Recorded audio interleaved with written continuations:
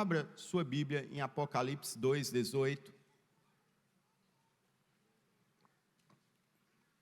Apocalipse 18, ou 2:18. Para você que não tem acompanhado nas quintas-feiras, eu vou dar uma introdução para você. O livro de Apocalipse não é um livro para ter medo. Diga para quem está do teu lado, não tenha medo do Apocalipse. Não tenha medo, né? Porque tudo que a gente vê sobre Apocalipse aí na TV, no YouTube, é tudo para a gente ter medo, né? Mas o livro do Apocalipse é um livro encorajador. O livro do Apocalipse, a própria palavra diz, é revelação, é revelar o futuro, é a revelação de coisas que estavam ocultas. Jesus revela isso para o apóstolo João, e ele traz isso para nós, através de uma visão, e eu vou pregar sobre essas 7 cartas. Se você quer saber as 3 anteriores, você pode entrar nas nossas redes sociais, no YouTube, Pastor Davi Herculano, e você vai ver todas essas mensagens. As outras já estão lá, e você pode acompanhar toda a série. O livro de Apocalipse é um livro que declara a vitória de Jesus e da igreja, irmão. Então é um livro para a gente se alegrar, é um livro para a gente ter esperança, é um livro para a gente ter a certeza que o Cordeiro de Deus venceu todas as coisas. Amém? Você pode celebrar isso? Como isso aconteceu? O apóstolo João estava pregando o evangelho para todas as igrejas, e o Império Romano perseguia os cristãos, e Paulo, por ser uma figura muito importante da igreja, ele é preso e perseguido como os outros líderes da igreja, e ele é enviado para uma penitenciária chamada Ilha de Patmos, e ele vai ser preso ali naquele lugar, e mesmo ele estando preso fisicamente, ele está livre espiritualmente, na sua liberdade em Cristo Jesus. Ele tem uma visão, e um anjo chama ele para subir aos céus, subir ao 3º céu, e quando ele sobe, ele tem uma visão de Jesus, e ele tem uma visão de Jesus não comum como a nossa. A visão que nós já vimos Jesus, foi Jesus numa manjedoura como uma criança.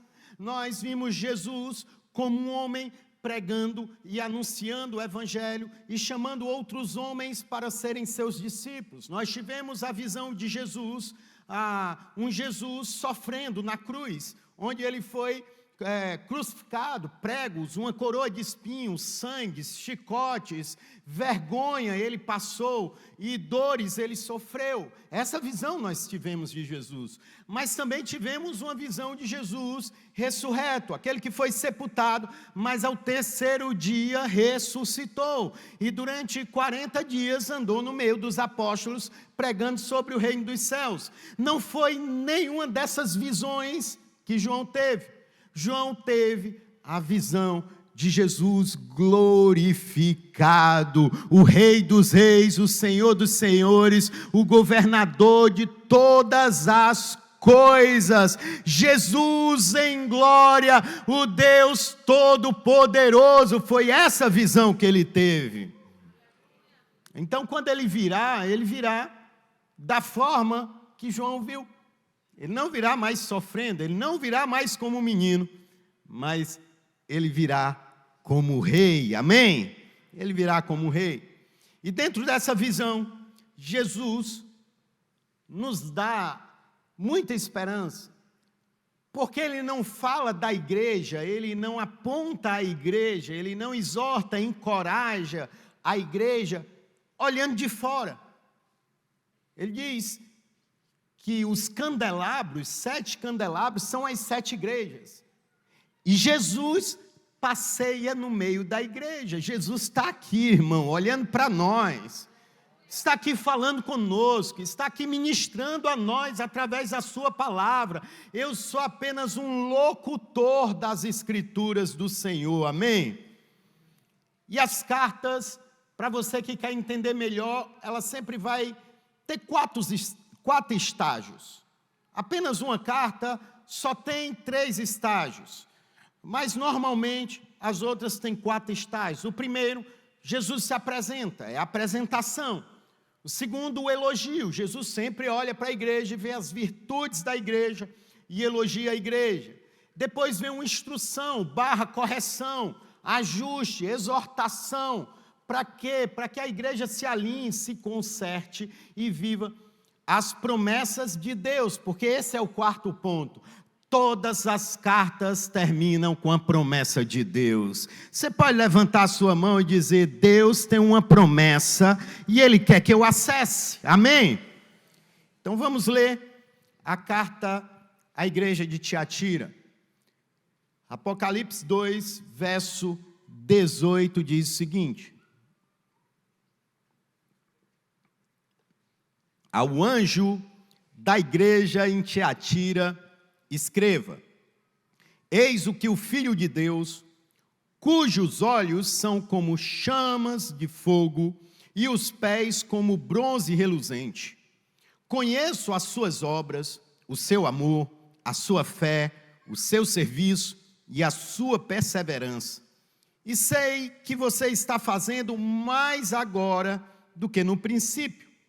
No entanto, contra você tenho isto: você tolera Jezabel, aquela mulher que se diz profetiza.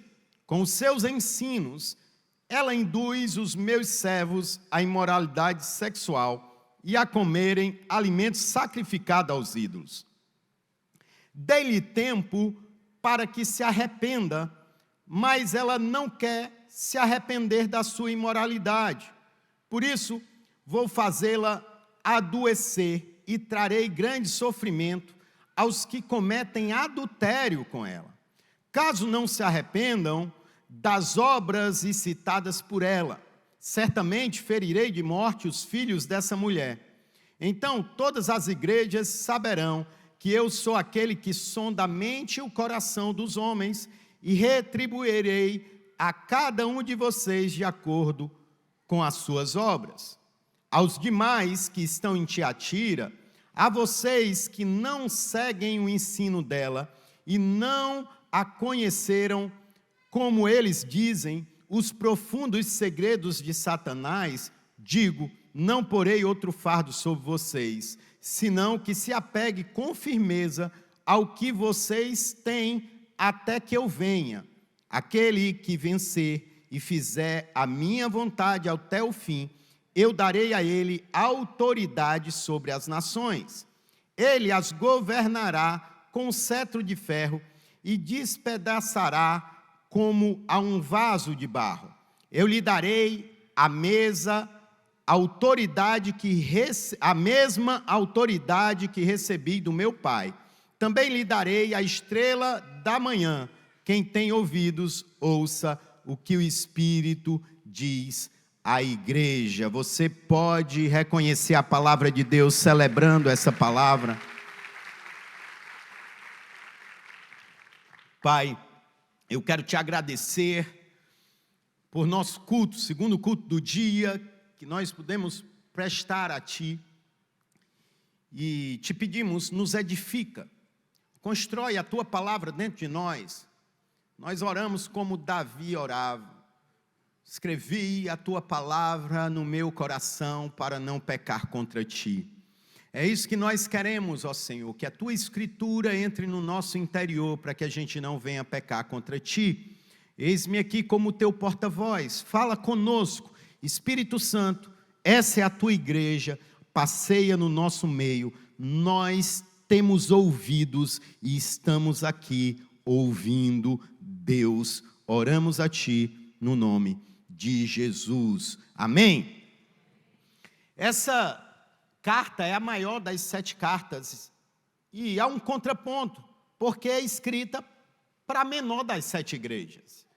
Tiatira não é relevante como Éfeso, não é grande como Pérgamo, não é nenhum centro político, religioso. A única importância que há em Tiatira é que ela fazia parte de um trânsito comercial.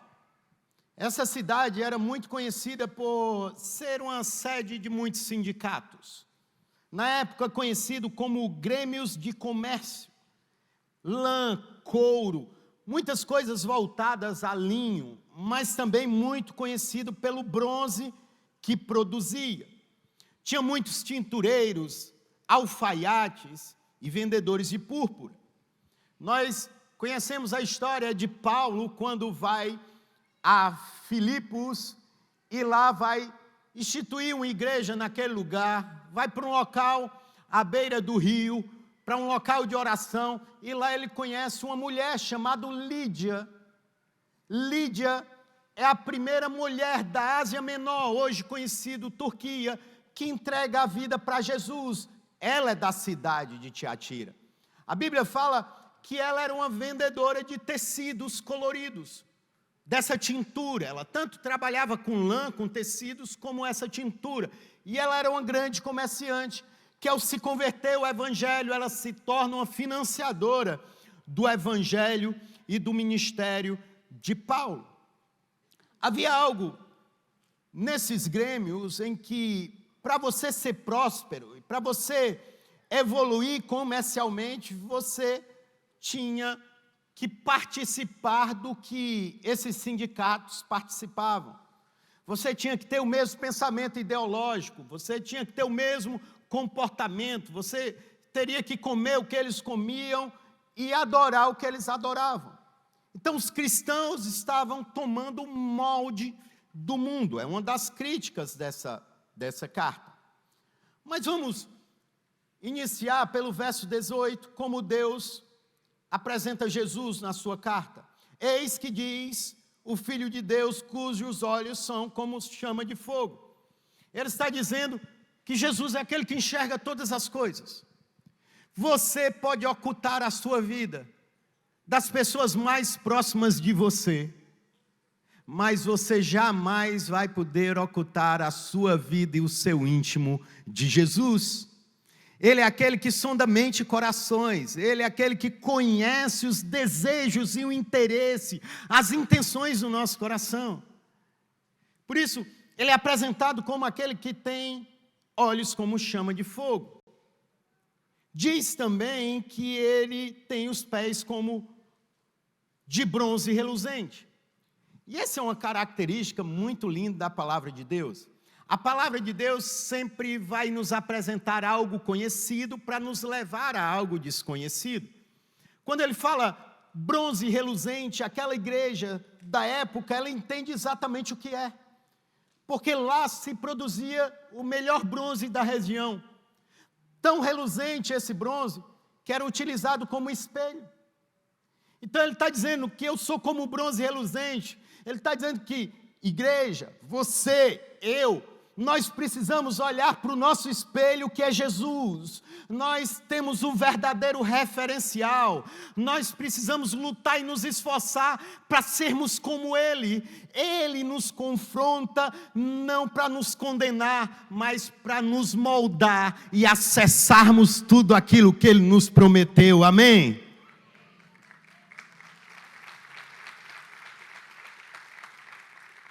As cartas do Apocalipse a essas igrejas, elas podem ser vistas de três formas.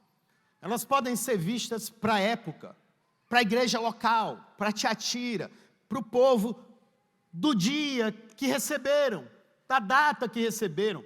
Mas ela pode ser vista para um tempo da igreja. Essa carta é para o tempo da igreja cristã, apostólica, romana. Nessa época do ano mais ou menos 500 até 1517, onde começou a reforma protestante, fala de uma época da igreja. Mas a terceira forma de enxergar é que essa carta fala para nós nos dias atuais. Não é uma igreja, não é uma carta para a igreja de Tiatira, mas é uma carta para a igreja CN do Eusébio. É uma carta atual para mim e para você, amém? E no verso 19, ele diz, eu conheço as suas obras. Olha para quem está do teu lado, Jesus conhece o que você faz. Jesus conhece o que você faz. De bom e de ruim. E ele exalta essa igreja. Eu conheço o teu amor, eu conheço a sua fé, o seu serviço, a sua perseverança. Sei que você está fazendo mais agora do que no princípio.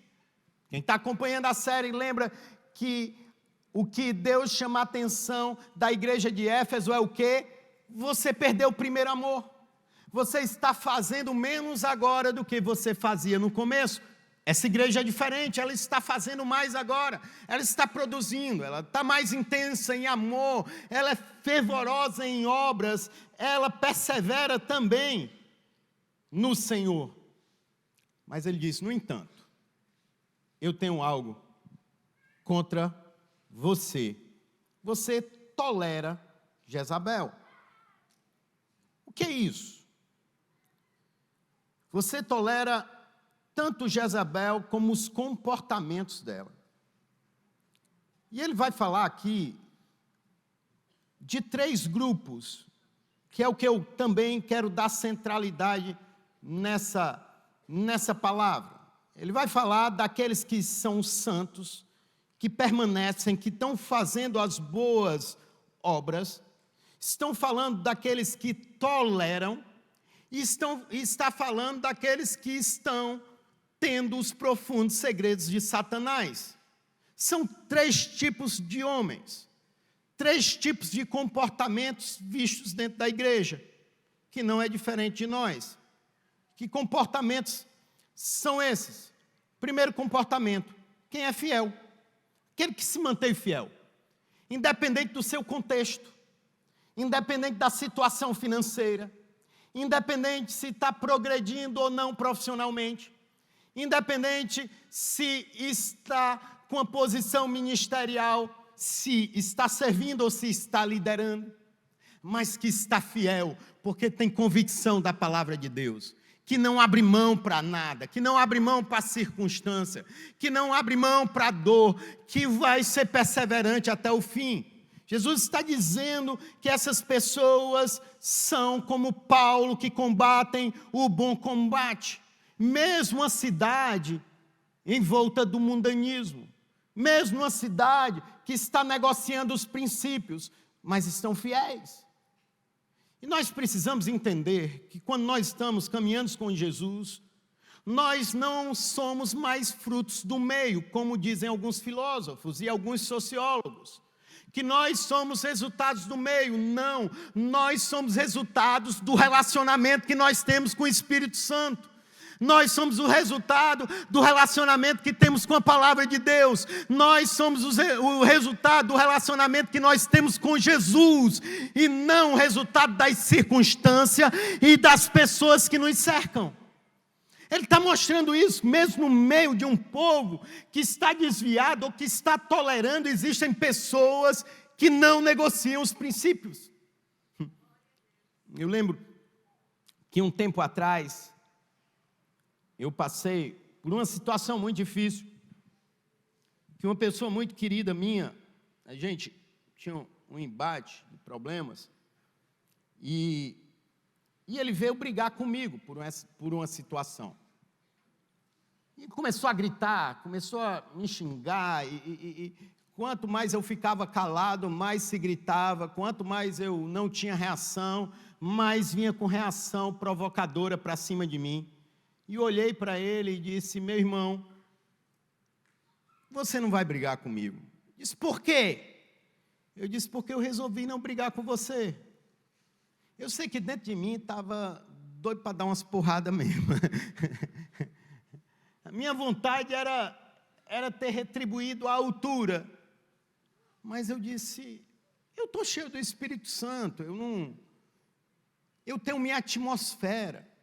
E a minha atmosfera é a atmosfera de luz, e a atmosfera de luz dissipa as trevas. Eu não vou ser contaminado por ele, mas ele vai ser contagiado por mim. E eu ouvi ele dizer assim: para mim é normal brigar com pai, mãe, irmão, brigar com amigo. Para mim, brigar é normal, depois se faz as pazes. E eu disse: pois para mim, normal é ter paz, é honrar pai e mãe, é honrar alianças. Para mim, normal é isso. Então, sabe de uma coisa? Você vai vir para o meu normal, porque eu não vou entrar no seu ambiente. Eu não vou entrar na sua atmosfera. Se você quiser, venha para a minha atmosfera, que eu te garanto, você vai ter paz no seu coração, e você vai ter uma vida muito mais tranquila, e vai vencer as batalhas da vida. O que eu quero te ensinar é isso: caminhar com Jesus é caminhar em convicções, onde o que está ao teu redor não pode roubar o que o Senhor está construindo em você. E aí você precisa entender que há um segundo grupo de pessoas. O primeiro grupo são as que não toleram, não negociam com o pecado. Mas os que toleram são aqueles que estão sentados em mesas, são aqueles que ainda têm conversas que não devem ter, assistem coisas que não devem assistir, ainda deixam a sua mente vagar e visitar pensamentos que não deveriam pensar. Eles toleram.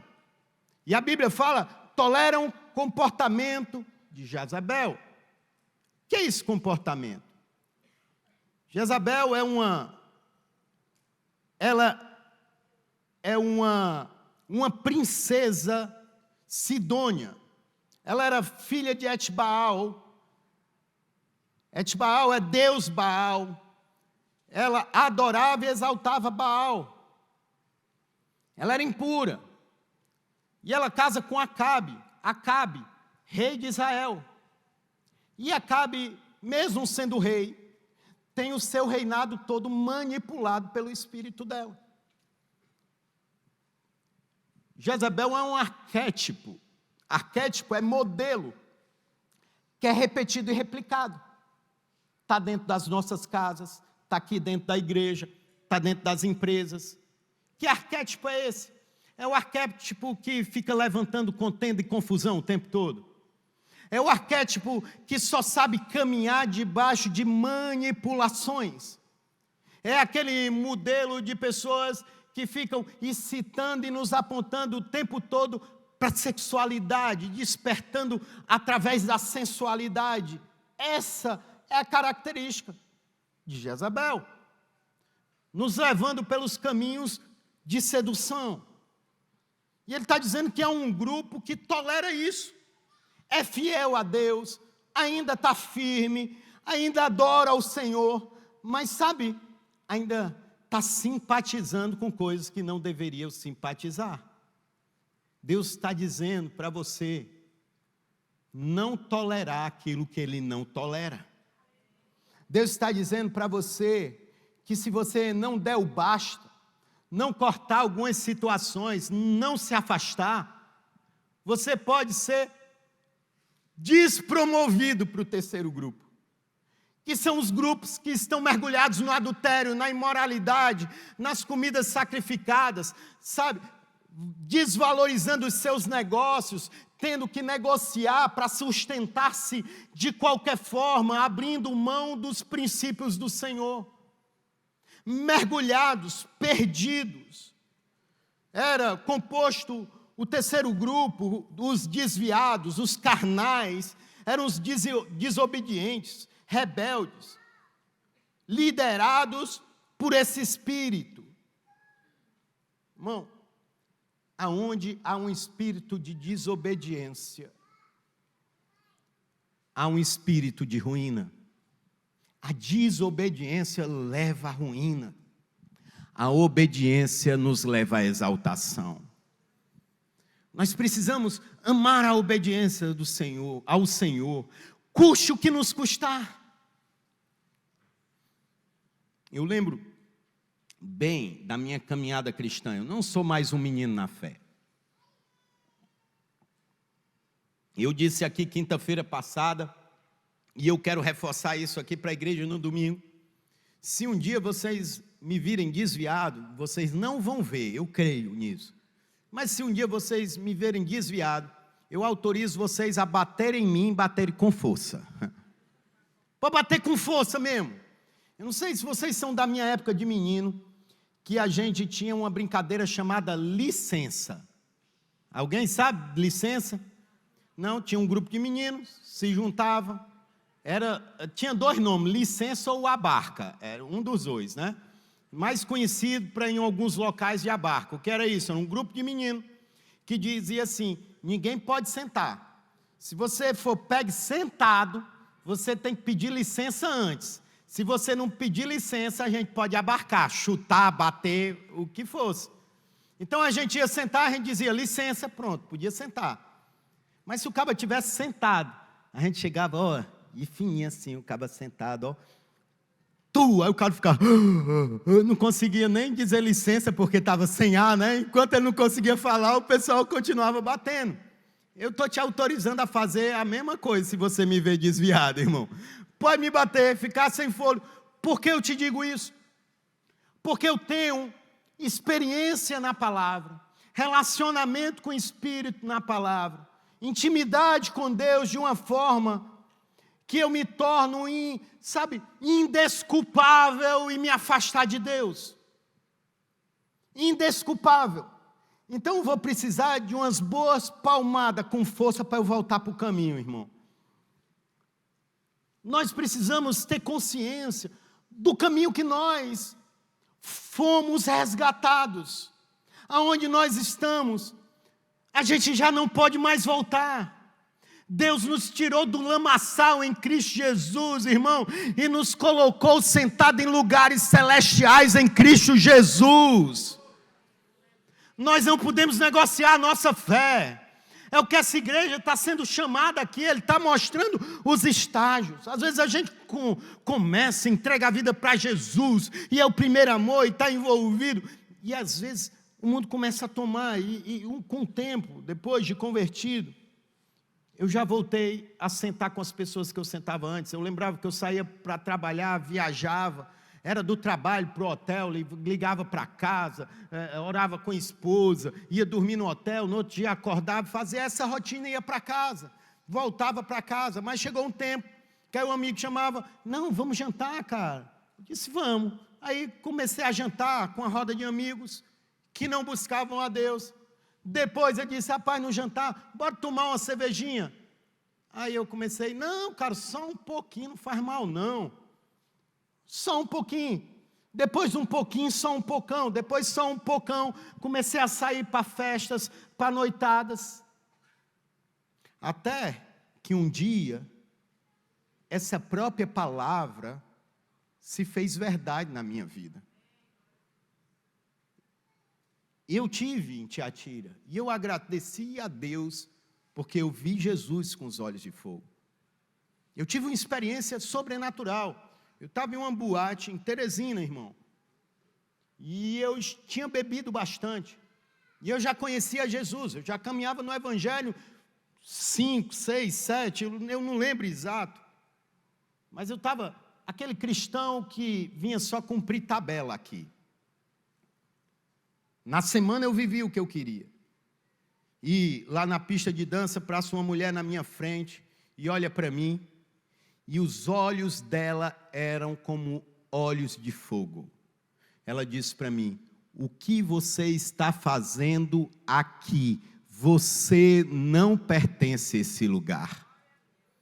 Foi a primeira vez que eu vi uma pessoa embriagada ficar em segundos sóbria.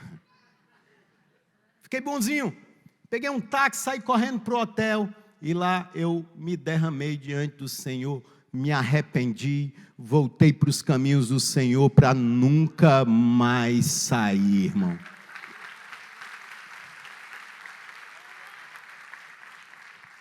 Quando eu leio essa carta, eu me via dentro dela, e eu sei que eu estou encontrando os 3 tipos de pessoas dessa carta aqui nesse culto.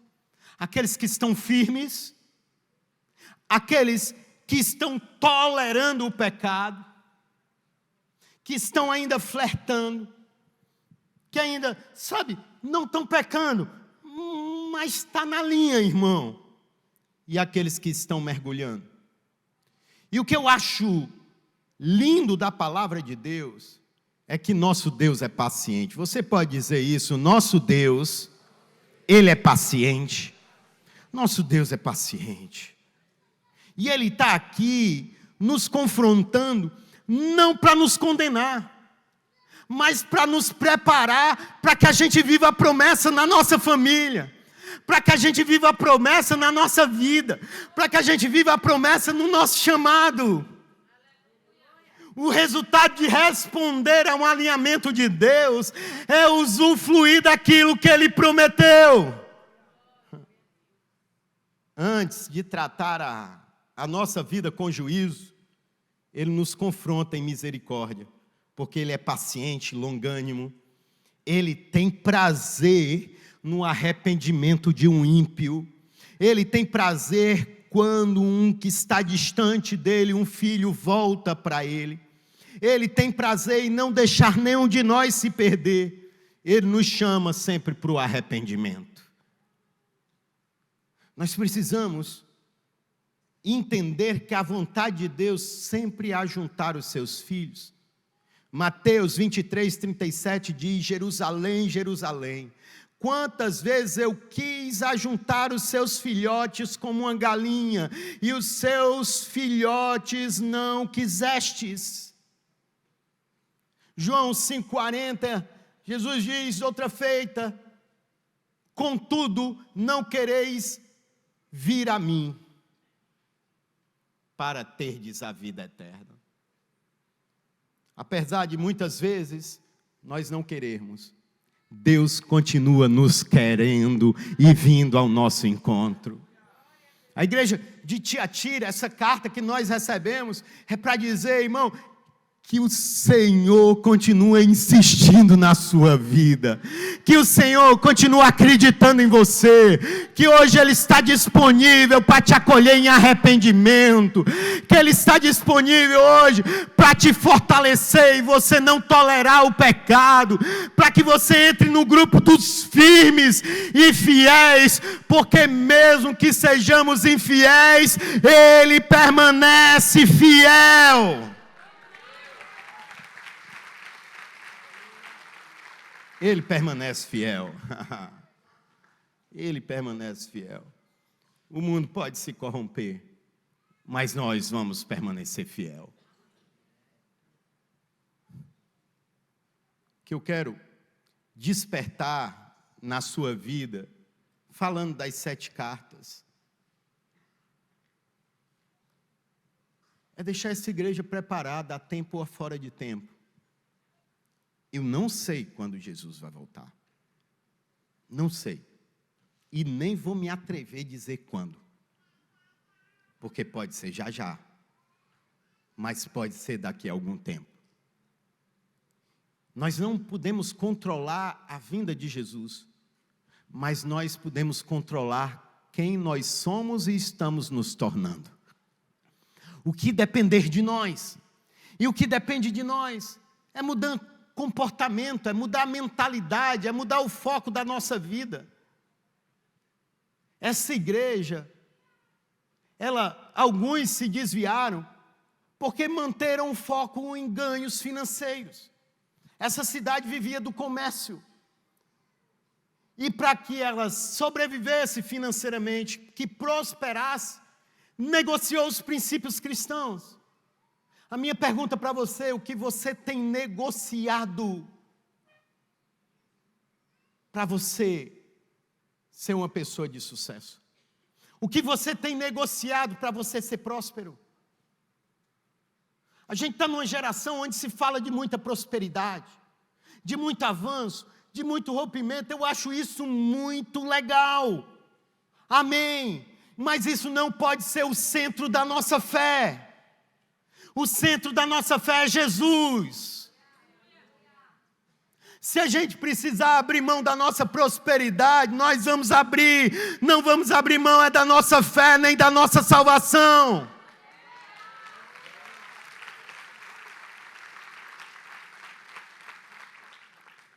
A gente olha para a igreja.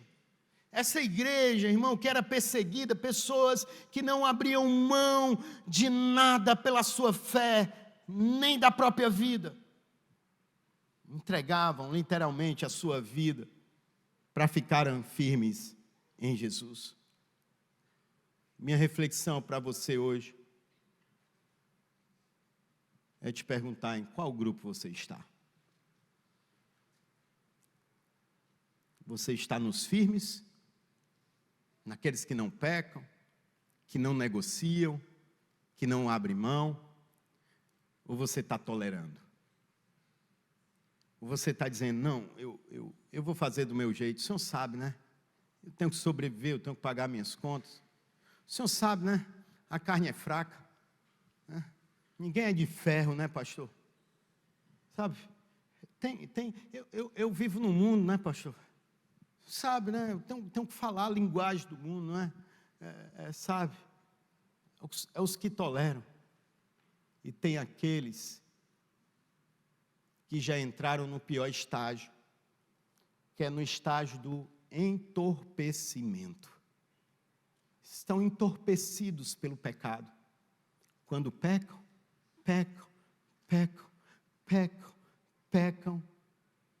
mas já não sentem mais nada. Já não tem incômodo nenhum. Já fez parte da vida. Já fez parte de quem você é. Lembre-se, em Cristo Jesus nós somos nova criatura.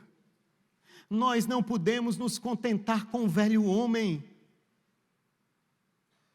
Lutero diz que de vez em quando o velho homem se levantava nele, porque ele pensou que o velho homem tinha morrido no batismo, mas ele entendeu que o velho homem sabia nadar. O apóstolo Paulo diz que ele tinha fraquezas, mas que ele conseguia vencer as fraquezas. O segredo é vencer no Espírito, é vencer cheio de Deus, é vencer, irmão, com o espírito vigilante. Às vezes nós passamos por situações que dá vontade sim de negociar, de abrir mão. Mas se a gente não perder o foco do que Deus tem prometido para nós, nós não vamos ficar para trás, nós vamos prosseguir para o alvo da nossa soberana vocação e vamos receber tudo aquilo que Ele prometeu. Eu posso ouvir um glória a Deus nesse lugar?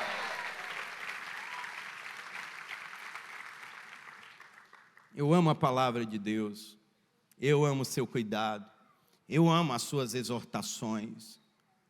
Nós precisamos ter cuidado com aquilo que nos corrompe, porque começa pequeno.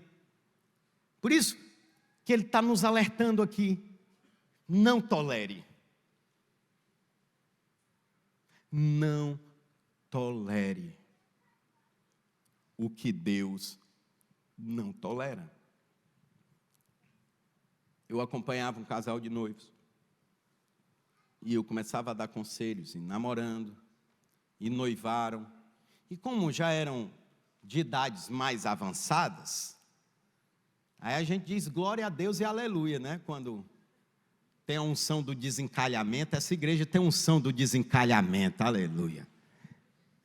E a gente dá apoio, aconselha, está junto. Mas na primeira briga, um indivíduo levanta a mão para a moça. E a moça vem se aconselhar comigo. E eu digo, ligue para a polícia e denuncie ele agora. Não, pastor, mas eu amo, é o marido da minha vida, é o homem que o senhor escolheu. Eu disse, eu tenho certeza que Deus não ia escolher um homem para bater em você, minha filha. Eu tenho certeza. O que aconteceu? Saiu do gabinete, fez as pazes. 3 meses depois, pastor, pelo amor de Deus, corre aqui no meu apartamento. Ele está na porta do meu apartamento com a faca. Quase que eu digo, abra.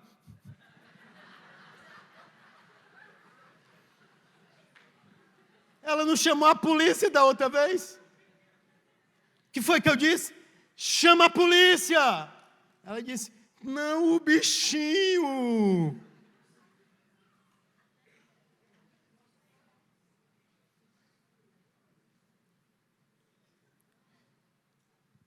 Se você tolerar, não reclame no futuro. Começou a namorar, passou a linha vermelha, bota para correr. Bota para correr. Se não, vai vir para o gabinete pastoral. Se não, infelizmente, vai resolver numa delegacia de polícia. Se não, vai acabar num juizado, sabe, dividindo as coisas. Num divórcio. Por quê? Porque tolerou no início. Não reclame do que você tolera. Não reclame do que você tolera. E nela também, é para todo mundo aqui. E em mim também. É para a igreja isso aqui. Sabe, a gente está tolerando situações. Sabe por que o Brasil está na condição que está? Porque nós, povo, toleramos corrupção.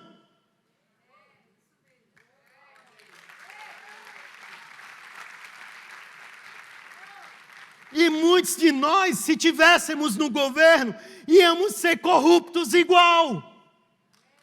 Que está aqui dentro, não adianta. Porque se a gente é corrupto no pouco, é o princípio. Eu sou fiel no pouco, sou no muito. Se eu sou corrupto no pouco, eu também sou no muito.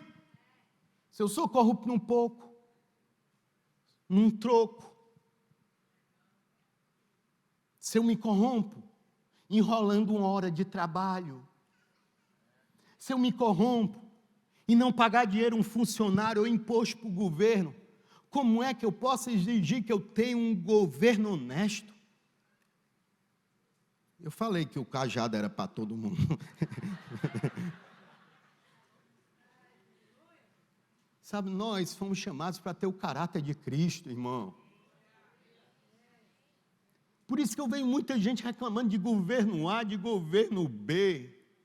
Eu disse, olha para ti mesmo. Olha para ti mesmo. Parece que a gente perde o senso dos valores. Quando a gente perde o senso dos valores, a gente perde o senso da escolha. Quando eu tolero, eu não sei escolher, eu perdi o parâmetro.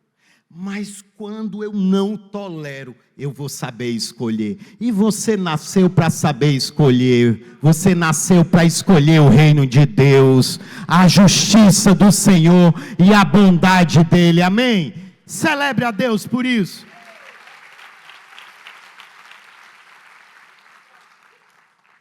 A palavra diz que tem promessas para nós. Todo alinhamento tem uma recompensa. Diga, todo alinhamento tem uma recompensa. Aquele que guardar até o fim. Aquele que é vencedor até o fim. Não importa como você está começando. Se é devagar, se é rápido. O que importa é chegar no final. Olhe para quem está do teu lado. O que importa é chegar ao final. Não desista. Você vai chegar no final. Não pare, não pare, não pare na sua fé, não pare de progredir, não se desvie no caminho, permaneça. Está difícil, é duro, eu sei como é duro.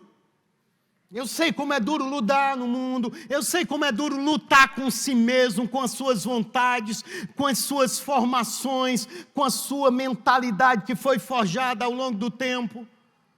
Mas eu quero dizer que nós temos o melhor ajudador habitando em nós. O nome dele se chama Espírito Santo de Deus. E eu creio, ele está falando aqui essa tarde, amém?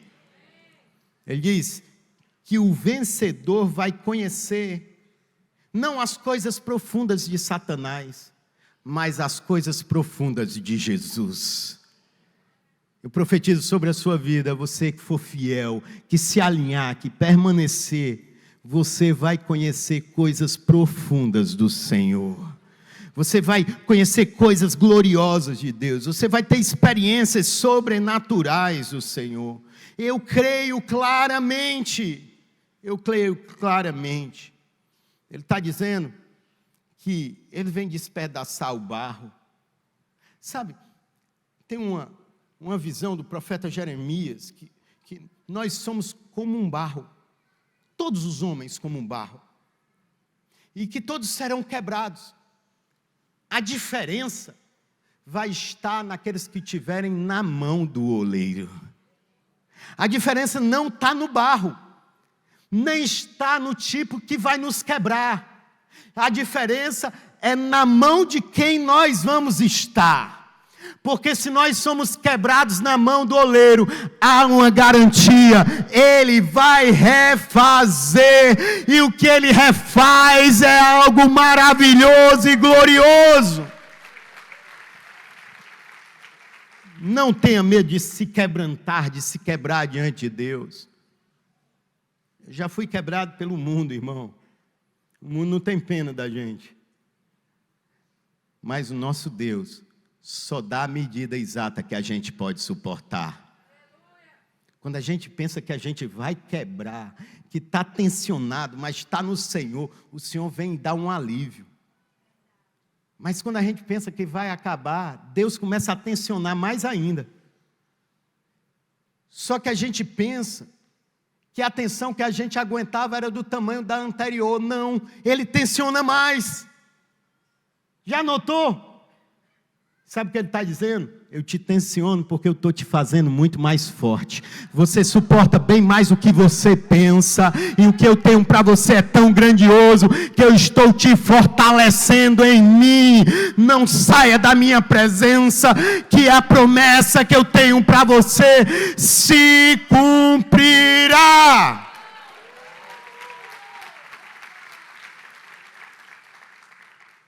Ao vencedor vai receber a estrela da manhã. Sabe o que é a estrela da manhã? É aquela que primeiro nasce. Ainda de dia, você já começa a ver o pôr do sol, ainda não ficou tudo escuro, você começa a ver. Amanheceu, ela ainda está lá. A estrela da manhã, que é o próprio Jesus, é a primeira que nasce e a primeira que desaparece. Ela só desaparece quando a luz plena do sol aparece. Deus está dizendo que Jesus, Ele é a luz do mundo. Ele desapareceu momentaneamente. E nós vamos brilhar até que Ele volte e reine totalmente. Amém? Você está entendendo o que Ele está dizendo? Ele está dizendo que nós vamos ser o governo desse tempo. Pastor, o senhor falou de política, não tem ninguém que preste lá. Não, tem muita gente que preste, eu quero que entre mais gente que preste. E eu sei que quem presta está sentado aqui. A gente não pode reclamar daquilo que a gente não se envolve. Se está do jeito que está, é porque a gente resolveu não participar. Não reclame daquilo que você se exclui. Eu fiz um voto comigo mesmo, eu não voto nulo. Eu escolho o menos ruim. Sabe por quê? Eu tenho o direito de reclamar, porque eu me envolvi. Quando eu me envolvo, eu participo. Agora, daquilo que eu não participo, como eu vou poder recorrer, reclamar, me posicionar? Nós somos chamados para tomar um lado. E o nosso lado só tem um nome, é Jesus. O nosso lado não tem partido. O nosso lado não tem partido, o nosso lado não tem nome político. Homens passaram, partidos passaram, mas Jesus permanece de pé. A palavra de Deus é viva, é eterna. Todos os impérios caíram, mas o reino dos céus continua reinando sobre tudo e todos. Eu posso ouvir um glória a Deus aqui. Além de receber uma estrela da manhã, ele está dizendo que vai nos dar autoridade sobre as nações. A mesma autoridade que ele recebeu do Pai. Deus criou o homem com autoridade. Você precisa entender quem você é em Deus. Sabe quem você é em Deus? Um cooperador. Um coautor. Deus cria todas as coisas. Uau! tudo perfeito, tudo bom. Adão, está vendo tudo aí? Eu quero que você governe. Eu quero que você colabore com o que eu estou fazendo na terra. Agora, Adão, eu não quero que só você colabore, eu quero que você participe da criação. Comece a dar nome nos animais. O que a palavra está dizendo para aqueles que são fiéis, Deus está dizendo, eu vou te chamar para construir algo nesse tempo e nessa geração, irmão. Deus está nos chamando para construir algo no Eusébio, Ele quer fazer algo nessa cidade, e Ele quer encontrar homens e mulheres alinhados, e Ele vai nos achar aqui nesse lugar, amém? Ele quer que a gente seja co-criador, co-participante, Ele quer curar, Ele quer salvar, Ele quer transformar uma sociedade.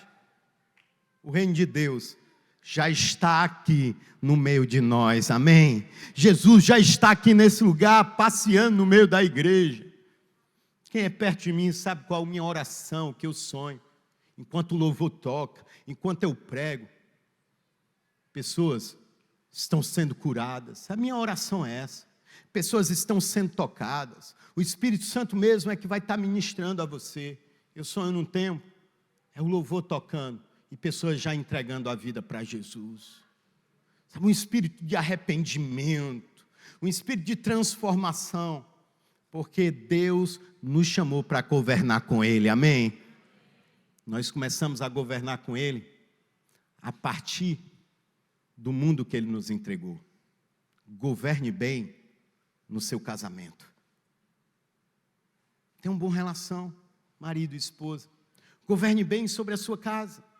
Tenha uma casa organizada, nada quebrado, nada faltando, nada fora do lugar.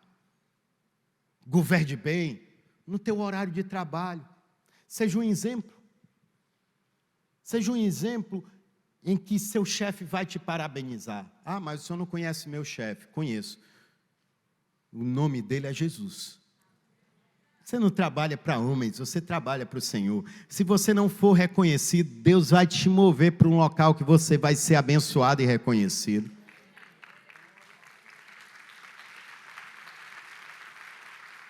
Porque você foi chamado para governar. Governe sobre si. Tem gente que quer governar nações, mas não está governando você. Governe a sua carne. Governe os seus pensamentos. Governe o seu olhar. Eu vivo brincando aqui, irmão. Eu vou para a academia, eu tenho que governar meu olhar, irmão. Dá dor no pescoço, eu fico olhando para o alto. E agora eu estou escolhendo a academia pelo número de crentes que tem. Tem um ali que eu estou visitando os professores lá, todos são logo da CN, amém. Eu estou debaixo de vigilância, glória a Deus. Vigilância é proteção. É. Lembro que eu estava numa academia, e era do prédio, duas mulheres, 3 mulheres, e eu sozinho, e eu, meu Deus do céu, não é nem que eu olhe, eu tenho vontade de olhar, não é não, é para as pessoas nem pensarem, porque eu fujo da aparência, não é nem porque a Bíblia diz para fugir da aparência, eu nem olho. Aí, eu tive que ir para uma máquina perto, aí eu só escutei uma falando com o outro, não, amanhã vai ser o nosso pequeno grupo, tu devia convidar fulano. Imagine, irmão, uma irmã da igreja que não me conhecia ainda, porque ela ia participar de um pequeno grupo. Imagine, se fosse um pastor gaiato. Eu ia estar ferindo alguém. E quantos feridos assim não estão aqui? Por uma liderança. Só que é onde você foi ferido, é onde você vai ser tratado no nome de Jesus. Aqui é local de tratamento, porque você não vai perder o governo que Deus te deu, por situação nenhuma que aconteceu fora de você, porque Deus está devolvendo o governo para dentro de você, em nome de Jesus. Se você crê, dá uma salva de palmas a Deus, se coloca de pé, eu quero orar com você.